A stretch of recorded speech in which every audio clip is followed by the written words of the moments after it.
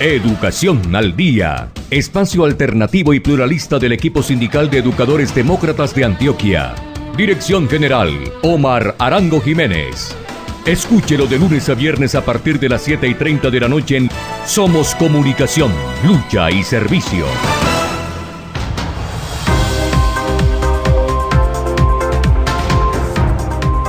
Hola, ¿qué tal, amables oyentes de Educación al Día? Muy buenas noches. Les recordamos que este es el espacio radial del equipo sindical de educadores demócratas del departamento de Antioquia. Mi nombre es Karina Arango Carbonó y hasta ahora les doy la bienvenida a este espacio radial para la educación y temas de actualidad. A esta hora saludamos a quienes nos sintonizan a través de www.educacionaldia.com.co, también a través de nuestro canal de YouTube Educación al Día. Bienvenidos.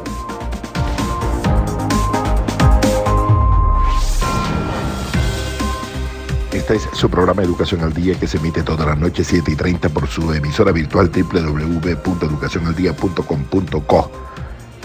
Escuchemos los planteamientos de los dirigentes de la CUT sobre las implicaciones de la apertura de la frontera entre Colombia y Venezuela.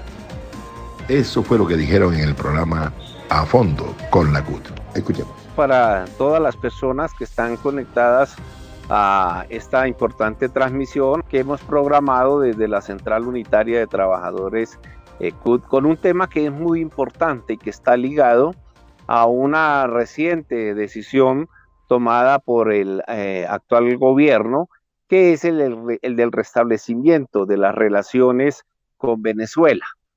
Es un tema muy importante porque creo que el debate, la discusión que vamos a hacer hoy con dos personas muy importantes y muy conocedoras del tema, nos puede dar una lección inclusive de cómo es el tema de las relaciones entre las naciones, de las relaciones entre los países y cómo sortean las naciones el tema de las diferencias en materia política y en las relaciones comerciales y lo demás que rige el mundo.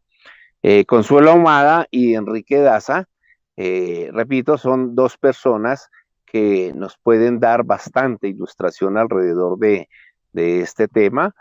Consuelo, una muy importante economista, y Enrique Daza, director del Centro de Estudios del Trabajo.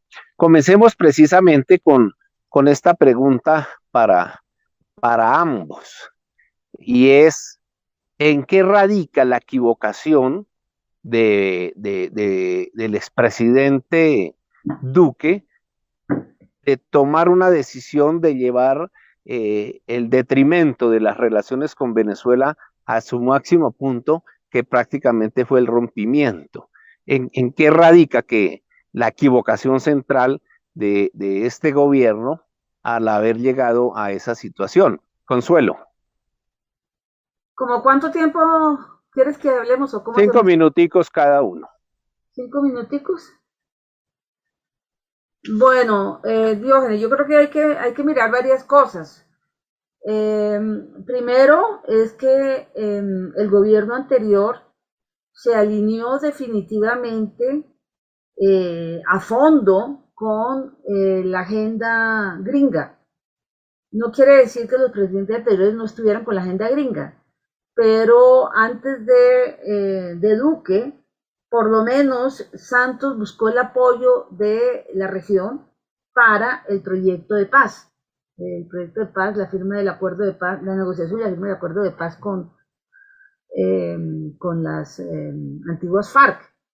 Cuando llegó Duque, representante precisamente de los enemigos de la paz, se alinea perfectamente y con, digamos, la versión más radical de la política gringa representada por Trump, la extrema derecha, con todos sus intereses, la guerra, los grandes negocios, y claramente el primer discurso ante la ONU es muy distinto. Es un discurso en el que llama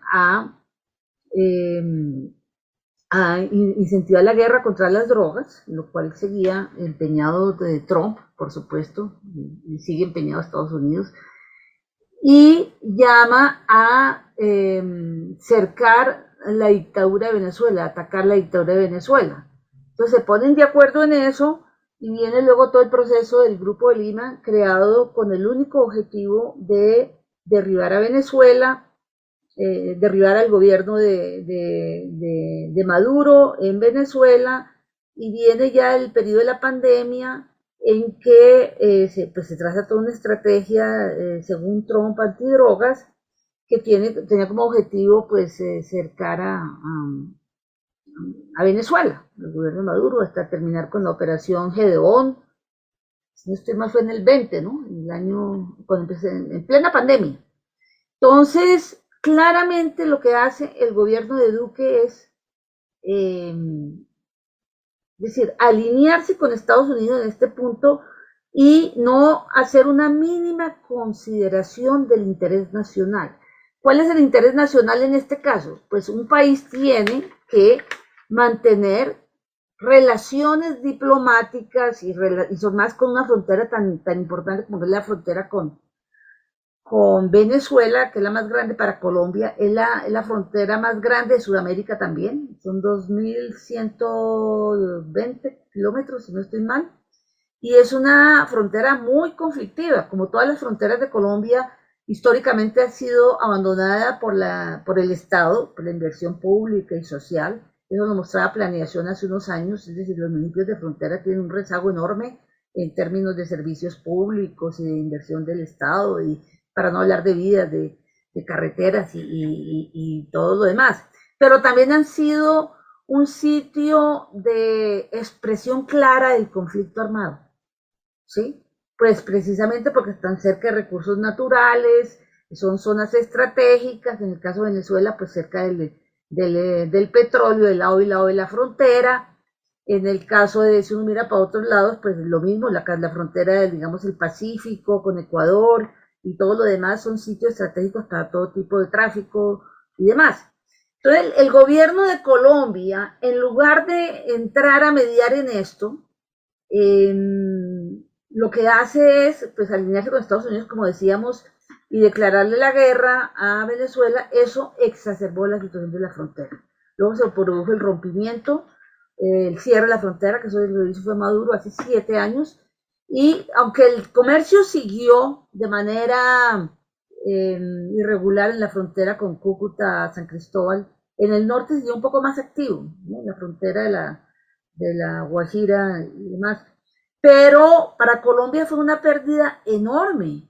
Es decir, Colombia, desde las épocas del primero el Pacto Andino, luego la Comunidad Andina, Venezuela representaba un mercado muy importante, ¿sí? Y digamos, todo eso se vino abajo, se acabó de rematar con la pandemia, y pues rescatarlo es una cuestión muy importante, supremamente importante. Los habitantes de la frontera, los habitantes, pues los sectores populares y demás, pero también los empresarios que tienen su empresa, o no necesariamente están en la frontera, pero tienen o tenían negocios un minutico, Consuelo. Venezuela, han expresado a través de distintos foros que se han activado. Yo estuve en uno recientemente convocado por la Cámara de Comercio de Cúcuta y Confecámaras de Venezuela, un interés muy grande en reactivar ese comercio. De otro lado, es necesario, pues es un tema necesario para la paz, ¿no? Para el tema de la paz total. Pero bueno, ya dejo ahí, habrá oportunidad de hablar de otras cosas. Colombia está hecha de energía, así como la futura central Hidroituango, que además de encender el desarrollo del país, durante su construcción ha generado más de 8.000 empleos anuales, viviendas dignas para más de 1.700 familias y más de 6.000 proyectos productivos que representan oportunidades de progreso en la región. Con Hidroituango, Colombia en evolución. EPM, Vigilado Superservicios. ¿En qué radica? ¿Cuál es el centro de la equivocación de esas decisiones? del gobierno Duque alrededor de las relaciones con Venezuela? Lo primero que hay que señalar es que las relaciones entre los países no son relaciones entre los gobiernos, sino son relaciones de Estado. Los países no se relacionan entre sí en función de las características ideológicas del otro país. Sobre eso hay una amplia trayectoria internacional. Hoy en día tienen relaciones China y Estados Unidos, Rusia y Estados Unidos. Son miles de ejemplos que se pueden colocar sobre cómo países que tienen orientaciones políticas, ideológicas distintas establecen relaciones, porque más allá de las diferencias ideológicas entre sus gobernantes, hay intereses de Estado. Los habitantes de un país que viven en el otro país, las relaciones comerciales, los temas comunes de la política internacional, y esos tienen que abordarse independientemente de la orientación ideológica del otro país. Si se impusiera el criterio de que hay que estar de acuerdo con el gobierno del otro país para tener relaciones diplomáticas, el mundo sería una catástrofe, porque dependiendo del cambio de gobierno, entonces variarían el tipo de relaciones. Eso impediría completamente darle, por ejemplo, estabilidad a las relaciones económicas, abordar los problemas de los nacionales de un país que viven en el otro. O sea, el problema de los últimos gobiernos, pues especialmente el de Duque, es que le metieron al tema de las relaciones internacionales una connotación ideológica. Entonces un gobierno se da el lujo de definir quién es demócrata y quién no es demócrata, quién es legítimo y quién no es legítimo, y eso contraviene todo principio de relaciones internacionales. Eso pues se explica en buena medida por la orientación del gobierno de Duque, pues, y muchos de los gobiernos anteriores, de, como decía Consuelo, eh, hacer una política internacional supeditada a la estrategia internacional de Washington. Colombia, en lugar de jugar un papel en favor de la integración, de la integración latinoamericana, como lo define la Constitución, entonces pone su diplomacia al servicio de los intereses de Estados Unidos. A veces en una forma más dura, en otra más suave.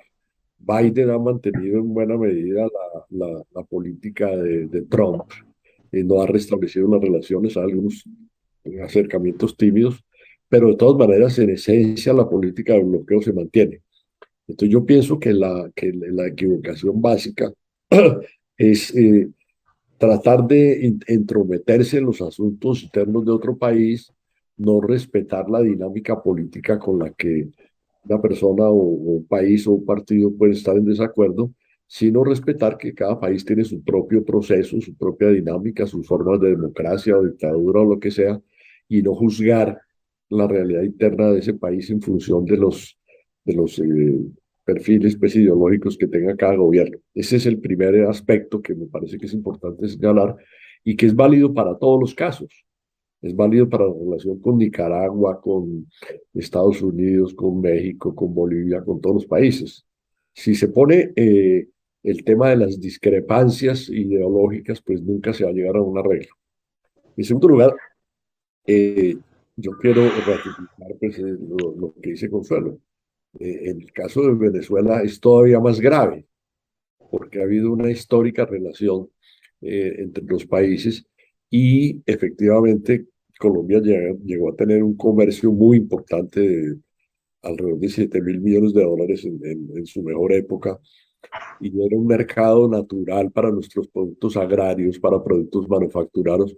Hay que tener en cuenta que el mercado andino durante muchos años fue el principal destino de nuestras exportaciones manufactureras y de bienes de consumo, ¿sí?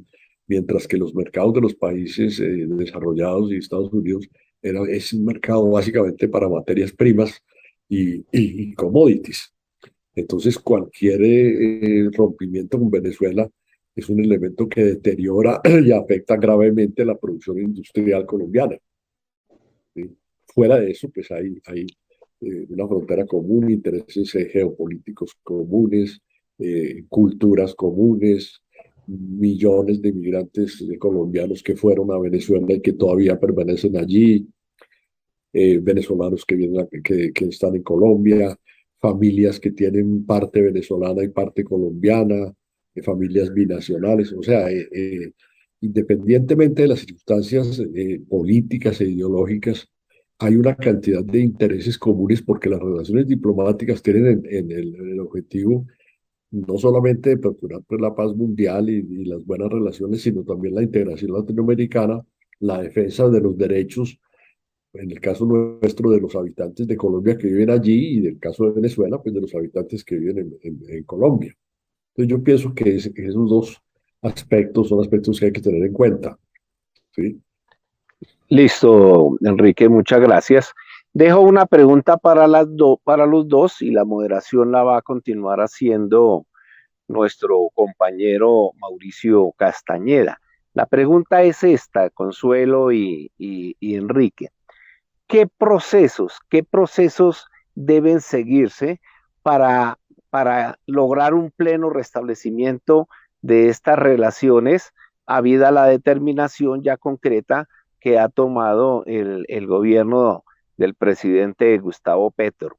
Porque después de tan trajinados procesos que se dieron, considero yo pues que no es tan fácil restablecer unas relaciones así tan rápido y por lo tanto, ¿qué ideas piensan ustedes que deben ser claves para un pleno restablecimiento en ese proceso que se ha iniciado en este momento?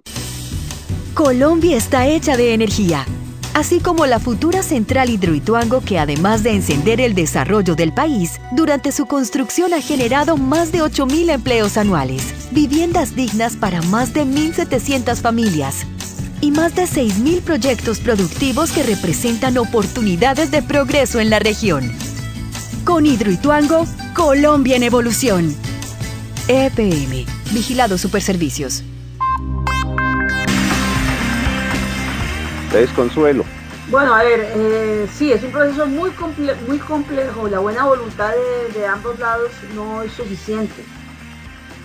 Hay muchos problemas. Hace unos días estuve en una reunión con el viceministro de Relaciones, que tiene mucha experiencia, que es de carrera, Francisco Coy, que ha estado como al frente del tema hace mucho rato, y él nos contaba ya pues, cuestiones dramáticas. Por ejemplo, una cuestión clave son los consulados, incluso pues más urgente que la embajada, si se quiere. Bueno, la embajada también es urgente.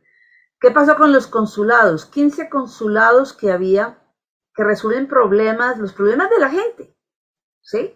Lo cerraron, arrumaron todo en cajas, lo mandaron a una sede en Caracas y eso está literalmente en cajas. Es decir, la gente no quiere pedir algún permiso, alguna cosa, probar algo y no puede porque todo está, mejor dicho, el perjuicio para la gente fue enorme, ¿sí? Entonces la gente clama por eso, ¿no? Porque por lo menos rescatar lo que se pueda rescatar de los papeles, se cerraron y todo quedó vuelto nada. Entonces está el tema de los consulados. Hay una embajada una sede propia de embajada en Caracas. También está desmantelada, vuelta a nada, tal como están las de Caracas aquí en Bogotá. Entonces es un paso que hay que ir dando, o que se puede dar rápido, más o menos rápido, pero toca, digamos, por el bien de la gente que está muy perjudicada con todo eso. Fuera de eso, el tema de que los venezolanos que vienen a Colombia, ya el último cálculo son como 2.700.000, creo. De esos, entre 30 y 40% son colombianos, ¿sí? Es decir, nacidos en Colombia, ¿sí? Es decir, hay una confusión muy grande en todo eso y se pone a Colombia como el modelo con el gobierno de Duque como el modelo en el estatuto de protección temporal, pero no hay tal, porque es que no es un beneficio, digamos, no. Hay mucho colombiano implicado y muy golpeado por esta situación, ¿sí? No es solamente, digamos, no es una cosa humanitaria con los venezolanos, ni mucho menos, es una cuestión que el gobierno dejó deteriorar a unos límites que ni siquiera cuando Chávez y Uribe pelearon se llegó a semejantes extremos. Fuera de eso, los puentes, sí, se van a reactivar los puentes, pero algunos, bueno, todos habrá que revisarlos, porque por ahí no pasa nada, ni nadie, más allá del concierto ese de Juanes y demás, no pasa nada, no se sabe en qué estado están, no se sabe hasta dónde van a llegar. Es decir, hay un trabajo de infraestructura fuerte que hay que hacer, hay una inversión pública que debe ser conjunta, que debe hacerse entre los dos países. El control del territorio, tiene que empezarse a tomar medidas claras frente a eso. Yo no sé ni cuánto llevo, pero yo creo que ya como que me tengo que callar, ¿no? Entonces sí, son cosas cruciales que hay que mirar y que es un proceso largo, lento, difícil, pero importante que empiece a hacerse por el bien de los dos pueblos. Claro que sí, Consuelo Ahumada, profesora universitaria y que también se ha dedicado a tratar estos temas internacionales. Es un proceso largo cuando son también las 6:24 de la tarde. Yo quiero, antes de pasar con Enrique a la siguiente pregunta, unos saludos que tenemos en la transmisión que nos están llegando. Luis Crisanto Silva nos saluda desde Capitanejo, Santander. Luisa Margarita Castro también nos envía un saludo. Francisco Burchat, saludos desde el Sindicato de Empleados del Ministerio de Relaciones Exteriores, SEMRES, y hace la aclaración precisamente el viceministro y embajador de carrera, su nombre es Francisco Coy. Muchísimas gracias a Francisco Burchat, con quien hemos compartido en distintos espacios también por acompañarnos. Bueno, Enrique, hagamos también un balance en materia comercial. ¿Qué significa para los dos países la reapertura de estas fronteras? Inclusive ya se anunciaron que además de las fronteras terrestres, son también los vuelos y las conexiones entre Bogotá y Caracas y demás. Pero hagamos un balance un poco en materia comercial. ¿Qué significa para los dos países esta reapertura, Enrique? Muchas gracias. En la misma línea de lo que dice Consuelo, pero yo creo que hay obstáculos adicionales. Venezuela es un país que en este momento sufre, es víctima de múltiples sanciones comerciales por parte de Estados Unidos y la Unión Europea. Entonces, el mismo ministro Umaña señaló que uno de los problemas que hay es que Colombia tiene dificultades para comerciar con empresas venezolanas que han sido sancionadas porque se expone a sanciones. Y Venezuela tiene más de 500 sanciones que afectan a múltiples sectores de la economía. Entonces eso limita la capacidad de Colombia de tener relaciones comerciales con muchas de las empresas sancionadas, que son empresas vitales de la economía colombiana, de la economía venezolana y del Estado. Entonces eso se convierte en un obstáculo adicional porque la existencia de estas sanciones pues limita el margen de acción del gobierno venezolano y de los empresarios venezolanos. Entonces una relación comercial limitada a aquellas empresas o sectores que no han sido sancionados, pues es una situación compleja, ¿sí? Por otro lado, Venezuela no tiene ingresos limitados por estas mismas sanciones. Entonces no tiene una capacidad de pago y de uso pues de abundantes divisas, sino que esto está sujeto también a sanciones, a restricciones, a limitaciones pues en los intercambios, etcétera. Y con el tiempo se ha ido creando una especie de pérdida de la confianza de los inversionistas colombianos y de los comerciantes, porque por una u otra razón hay antecedentes de pagos que no se hicieron, el manejo de las divisas para los pagos, etcétera. Entonces, inclusive todavía hay unas deudas pendientes que no son pues muy grandes, pero que son un elemento importante. Y entonces hay que hacer un esfuerzo también por restablecer la confianza, restablecer los canales, ¿sí?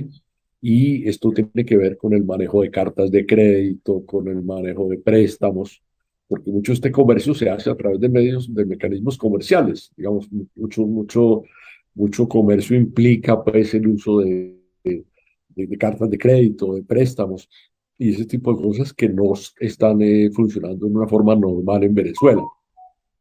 Entonces yo creo que el restablecimiento del comercio va a ser lento. Hay algunas cosas que son obvias, que van a funcionar rápidamente, como algunos productos agrarios, el ganado. Tenemos el problema, por ejemplo, de que Venezuela es un país considerado un país aftoso. O sea, es un país en el cual no hay un control de la aftosa mediante vacunación. Colombia es un país que tiene control de la aftosa mediante vacunación y algunas pequeñas zonas libres de aftosa. Pero si se abre completamente la frontera, existe el peligro de que Colombia se vuelva un país aftoso si no hay los controles pues, sanitarios correspondientes, y eso tiene implicaciones para el comercio de carne vacuna de Colombia con el resto del mundo. Ese es un problema, digamos, técnico y sanitario que habría que resolver también y que tampoco pues, se resuelve de un día para otro en una frontera tan extensa. Entonces hay muchas actividades pendientes en este proceso. Yo creo que de todas maneras habrá algunos nichos en los cuales se puede reactivar rápidamente, pero el resto toca hacer un trabajo pues muy lento. Pero por otra parte, pues yo señalaría el tema de que hay una agenda política en la región importante que está en discusión. Está el tema de UNASUR, está el tema de la CELAC, está el tema de los límites en las fronteras. Entonces, bueno, eso sería como otro tema. Colombia está hecha de energía, así como la futura central Hidroituango, que además de encender el desarrollo del país, durante su construcción ha generado más de 8.000 empleos anuales, viviendas dignas para más de 1.700 familias y más de 6.000 proyectos productivos que representan oportunidades de progreso en la región. Con Hidroituango, Colombia en evolución. EPM, Vigilado Superservicios.